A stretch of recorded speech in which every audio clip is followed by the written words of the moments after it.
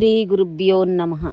మద్గురుదేవులు చిన్నరామచంద్రయార్లు వారి పాదపద్మములకు నమస్కరించుకుంటూ, శ్రీ సత్యానంద సత్యమయ్యార్లు వారికి నమస్కరించుకొని, శ్రీ భాగవత కృష్ణదేశకేంద్రుల వారు రచింపబడిన శక్తిద్వయ నిరాశకంబైన శుద్ధ నిర్గుణతత్వ కందార్థ దరువుల నుండి 5వ అధ్యాయము ఏరుకోపత్తి లక్షణం నుండి 10వ కందార్థము క్రమ సంఖ్య 74. కట్టెందు నిప్పు లేకనే కట్టియనొక సమయమందు కనుపడి బహుగా మిట్టుపడి తుదకు గనపడ దట్టిదే సుమి ఎరుక పొట్టు అమల వేచారా. తనకు తానే ఎవరుదెంచే నౌరా పుట్టు గిట్టుటలానే నట్టేట నిలచుండి బట్టా బయలు పొడగట్టి నగను పడా రమల విచార. తనకు తానే అరుదెంచే నౌరా. శ్రీ గురుభ్యో నమః. ఆత్మానాత్మరహితం అచల పూర్ణోపదేశికం శ్రీ నిశ్చలానంద నారాయణ గురోర్శిష్యం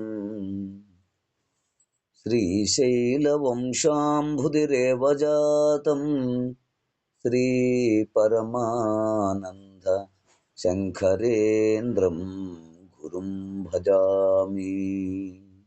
మద్గురుదేవులు శ్రీ శ్రీ పరమానంద శంకర నారాయణ స్వామి వారి పాదపద్మములకు నమస్కరించుకుంటూ, శ్రీమద్ భాగవత కృష్ణదేశికేంద్ర ప్రభువులచే విరచితంబైన శక్తిద్వయ నిరాశకంబైన శుద్ధ నిర్గుణ తత్వ కందార్థ దరువులు 5వ అధ్యాయము ఎరుకోత్పత్తి లక్షణము నుండి ఈరోజు మనము 10వ కందార్థాన్ని విచారించుకుంటున్నాము. అయితే క్రిందటి కందార్థములో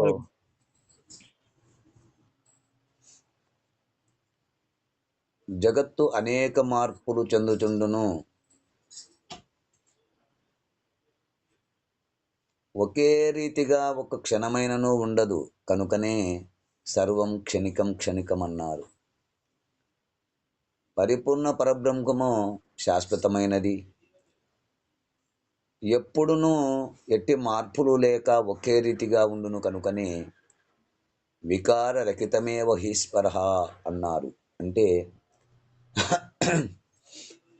ఎరుకయందు వికారము మార్పు చలనము కనిపించకపోయినను వికారము చెందే జగత్తుకు ఎరుక అధిష్టానమై కారణమై ఉన్నది గనుక నిజమునకు జగత్తు జడము, అందులో జరిగే మార్పు అనగా చలనము ఎరుక యొక్క సత్తా చేతనే జరుగుతున్నది గనుక ఎరుక కారణము, జగత్తు కార్యము.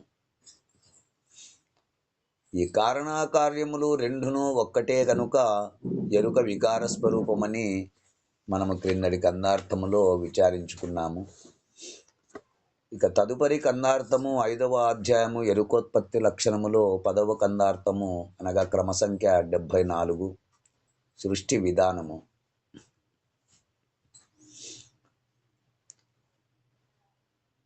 కట్టెందు నిప్పులేకనే కట్టెయునొక సమయమందు కనుపడి బహుగా మిట్టిపడి తుదకు కనుపడ దట్టిదే సుమి ఎరుక పుట్టు వమల విచారా. తనకు దాని అరుదించే నౌరా పుట్టు గిట్టుటాలాని నట్టేట నిలచుండి బట్ట బయలు పోడ గట్టి నాగను పాడ రమల విచారా. తనకు దాని అరుదించే నౌరా. శిష్య గురుదేవ అమలా విచార అంటే శ్రేష్టమైన విచారణ కలిగి ఉన్నా, అంటే మెలకువ కలిగి బుద్ధితో ఆలోచించుచుండిన ఎడల ఎరుక యొక్క రాకపోకలు, దినచర్యలు విచిత్రముగా కనపడుచుండును.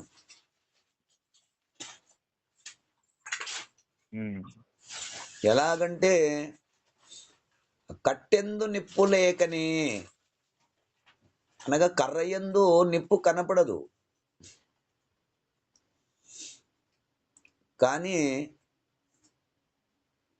ఆ కట్టెయునొకానొక సమయమందు కనుపడి, అంటే ఒకదానినొకటి మదించినప్పుడు కనపడుతుంది. ఒకదానినొకటి మదించినప్పుడు అనగానేమిటి అంటే, ఒకానొకప్పుడు అనగా వేసవి కాలములో పెద్ద గాలి వచ్చినప్పుడు ఆ గాలికి ఆ కర్ర రాపిడి బడుట వలన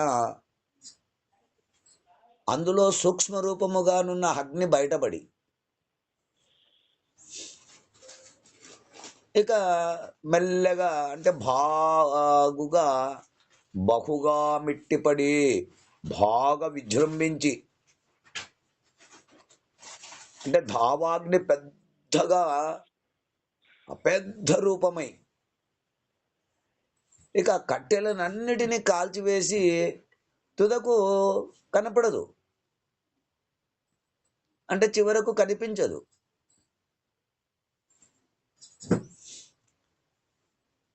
అంటే తుదకు అగ్ని ఎచ్చటనూ కనపడదు. అట్టిదే సుమి ఎరుక పుట్టువు, అట్టిదే సుమి ఎరుక పుట్టువు అమలా విచార. అవును. ఈ క్రమములోనే ఎరుక కూడా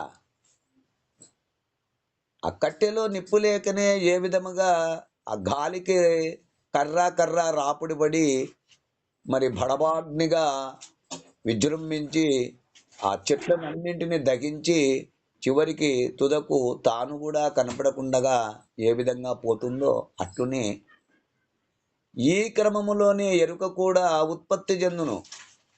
అశ్రేష్టమైన విచారణ కలవాడా, ఈ ఎరుక పుట్టుక కూడా అట్టి విధంగానే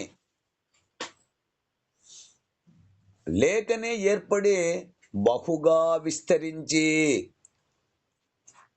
తుదకు తానే అరుదించనవురా,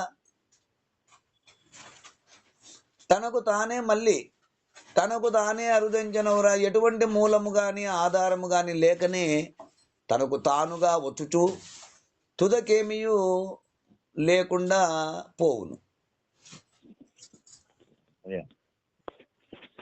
ఆ విధంగానే ఈ పుట్టు గిట్టుటాలని నట్టేట నిలచుండి ఆ బట్టా బయలు పొడగట్టినా కనపడదు. అంటే తనకు తానుగా ఏర్పడిన ఈ ఎరుక ఈ పుట్టు గిట్టుటాలని, అంటే జనన మరణములనడి నట్టేట, అంటే నడి సముద్రములో ఉండి ఆ పరిపూర్ణము యొక్క జాడ కనిపెట్టిన వెంటనే ఏమీయూ లేకుండా పోవును. కనుకనే అక్కడ అమలా విచార అంటే, ఓ మలిన రహితమైన విచారణ గల శిష్య, తనంత తానుగా ఏర్పడిన ఈ లేని ఎరుక ఎంత ఆశ్చర్యముగానున్నదో చూడుము. అంటే కట్టెలో సూక్ష్మ రూపముగానున్న అగ్ని ఆ కట్టే రాపిడి వలన బయటపడి స్థూలమై ఆ కట్టెలనన్నిటినీ కాల్చివేసి తుదకు అగ్ని కూడా లేకపోయినట్లుగా, ఆ కట్టెతో ఏర్పడిన అగ్ని ఈ లేకపోయినట్లుగా అట్లనే ఎరుక తనకు తానే వచ్చి అనేకముగా తోచి ఇక తుదకు ఆ శ్రీ గురుముఖత తన సంగతి విచారించినచో తాను తనతో ఏర్పడిన జగత్తుతో సహా సమస్తము ఏ మాత్రము లేకుండా పోవును. ఈ పద్యములో ఆ శిష్యుని గురుమూర్తి అమలా విచారాన్ని సంబోధించారు. అంటే మలిన రహితమైన విచారణ కలవాడా అని అర్థము. ఆత్మ, జగత్తు, బ్రహ్మ పరిపూర్ణము విశేషమైన గురుబుద్ధితో ఆత్మ అనగానేమిటి, జగత్ అనగానేమిటి, బ్రహ్మం అనగానేమిటి అని విచారణ చేసి పరిపూర్ణము యందు విశేషమైన గురుబుద్ధితో మలినము లేకుండా విచారిస్తే ఉన్నది ఉన్నట్లు లేనిది లేనట్లు తెలుసుకొనిన వాడు గనక శిశుని అమలా విచార అంటూ సంబోధించారు. అంటే మలిన రహితమైన వాడా. ఇక ఇట్టి వారు మాత్రమే అధిష్టానము ఆ మాయాస్వరూపము లేనిదని తెలుసుకొనగలరని అర్థము అంటూ మనకు ఈ కందార్థము ద్వారా వివరణను అందిస్తున్నారు. ఈ కందార్థ భావాన్ని మీరు కూడా అందుకుంటారని కోరుకుంటూ జై గురుదేవ. జై గురుదేవ. జై గురుదేవ.